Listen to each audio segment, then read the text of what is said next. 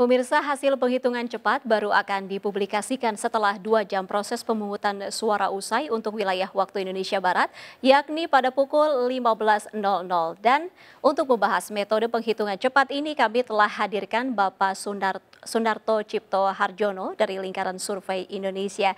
Selamat siang, Pak Narto. Selamat siang, Mbak Irma. Bagaimana kabarnya? Baik. Baik, berbicara mengenai quick count atau penghitungan cepat yang akan dilakukan mungkin setelah suara ditutup pukul 13.00, nanti kira-kira apa saja metode-metode yang dilakukan oleh lembaga survei biasanya untuk penghitungan cepat ini? Ya, sebenarnya quick count itu metode standar untuk memprediksi progres hasil suara yang di TPS. Jadi metodenya multi-state random sampling. Biasanya kita menggunakan margin error yang kecil ya. Jadi sampel kita gedein supaya mendapatkan margin error yang kecil. Dengan margin error plus minus 1%, kurang lebih nanti didapatkan angka yang mirip sebatas margin error itu dengan hasil KPU nantinya. Diharapkan seperti itu. Iya, dari total sampling yang ada, berapa sebenarnya total sampling yang digunakan oleh LSI ini? Jadi kalau seluruh TPS se-Indonesia itu ada sekitar 870.000 TPS. Nah, kita hanya mengambil 2.000 sampel, TPS sampel.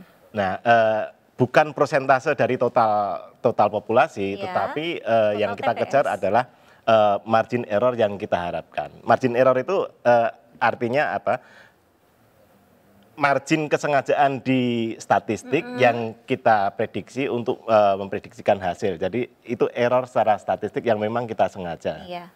Total TPS yang diambil sebagai sampling itu, bagaimana sebenarnya LSI untuk mengambil total sampling itu biar mewakili populasi yang ada, supaya tidak kesalahan atau margin errornya sangat sedikit? Biasanya dalam metode multi-state random sampling itu kita bikin pembobotan di populasi di masing-masing TPS ya. Jadi di daerah yang TPS-nya itu padat, dia akan mendapatkan kemungkinan jumlah sampel yang tinggi.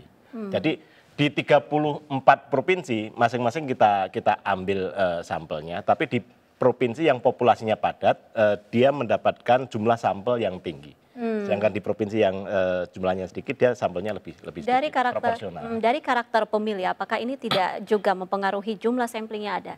Karakter pemilih kan berbeda-beda setiap daerah gitu ya. Nah, dengan metode murni acak, itu kita dapatkan karakter yang sama. Artinya probabilitas populasi untuk masuk ke sampel itu kan sama, karena itu metodenya acak ya. Nah, makanya kita sampel yang kita ambil itu otomatis merepresentasikan dari total populasi gitu.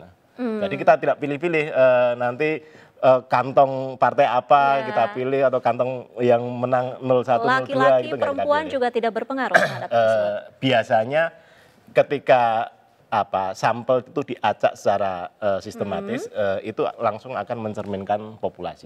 Apakah tadi metode yang sudah diambil oleh LSI yang akan dilakukan untuk quick count kali ini cukup representatif untuk menggambarkan kondisi perolehan suara di pemilu ini? Ya, kita udah ratusan kali melakukan quick count ya. Kalau dalam Pilpres mungkin udah sekitar 4 kali kita melakukan quick count. Sejauh ini hasil dari quick count itu selisihnya tidak terlalu jauh dengan hasil KPU. Artinya memang ada selisih karena ini sampel ya, bukan populasi. Jadi kita kan tidak mensensus ya, tapi kita mengambil dari TPS sampel. Nah, secara metodologi selisih dengan hasil KPU dalam metode yang benar itu kurang lebih sebatas margin error. Misalnya kita ambil margin errornya plus minus 1%, maka selisih dengan hasil KPU nantinya itu diharapkan batas atas 1% atau batas bawah 1%, kurang lebih selisihnya seperti itu. Oke, metode yang diambil oleh LSI tadi metode acak seperti itu, apakah ada mungkin kemungkinan kekeliruannya itu sangat sedikit kalau dibandingkan metode-metode yang lainnya? Ya, sebenarnya kan ini metode standar untuk quick count. Dalam hal ini ada 2 jenis kekeliruan ya. Kekeliruan pertama adalah margin error, artinya kekeliruan yang memang kita ambil secara sengaja untuk melihat batas secara statistik errornya berapa, yaitu margin error. Ya, kita sudah tetapkan plus minus 1%, artinya batas ke atas 1%, batas ke bawah 1%.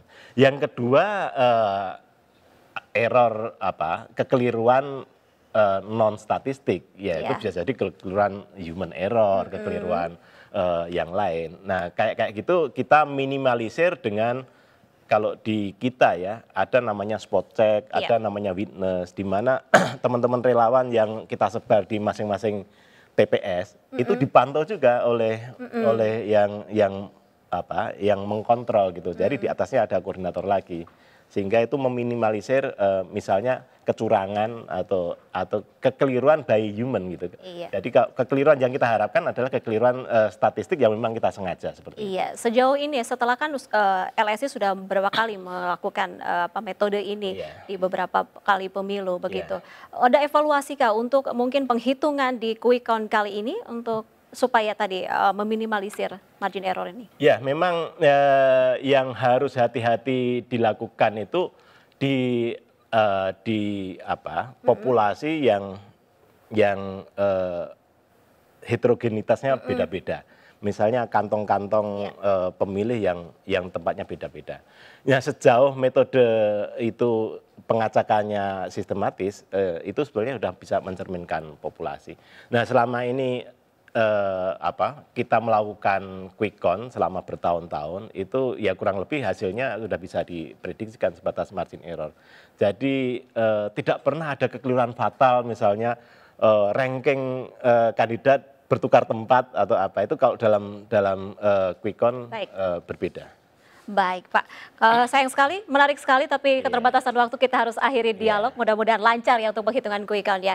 Baik pemirsa, demikian dialog kami terkait penghitungan cepat dari Lingkar Survei Indonesia. Terima kasih Bapak Narto sudah bergabung bersama kami. Terima kasih Mbak Irma. Baik.